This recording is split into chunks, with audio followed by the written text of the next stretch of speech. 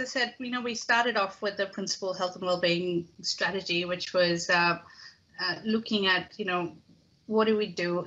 Really understanding the role of principals, understanding the complexity of the work that they do, and then thinking about practical solutions that might help. And a good example there is one of the most successful interventions as part of that suite was actually an IT solution. It was a IT and knowledge management solution that helped them find what they needed to find easily, and didn't, and a lot of them came to us and said, that particular intervention that you had, it was great because it made my job easier. You're not just asking me to debrief for the psychologist, or you're not just we had like an early intervention approach and a few other things in there, but that one was really well received because people saw that as a proactive thing and they could tangibly feel the difference it made to their jobs. And that's something I think worth looking at, and it's a mind shift, because most people, when you hear about the solution, you're like, oh, that doesn't really sound like a wellbeing solution.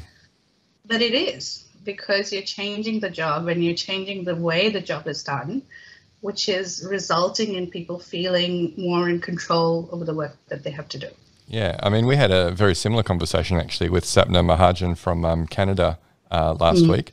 And we're talking about, if you can consult with employees and find out what is the source of their grief or problems or stress, then you'll actually understand that you don't need necessarily a psychological intervention. It's about making their job easier or more fun, or, taking away some of these pain points, if you like. So in your case, it was an IT solution that seemed to have the best benefit for wellbeing.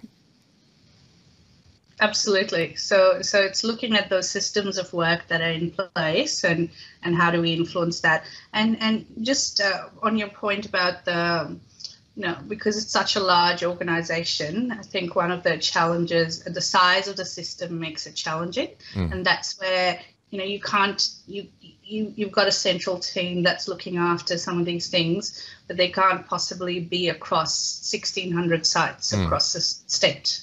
So that's when you need to rely on really strong systems.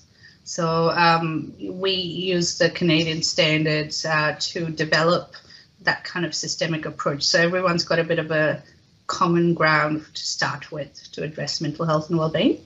But the other emphasis, I think, for such a large system is the piece on education. How do we build up people's understanding of what to do with those systems?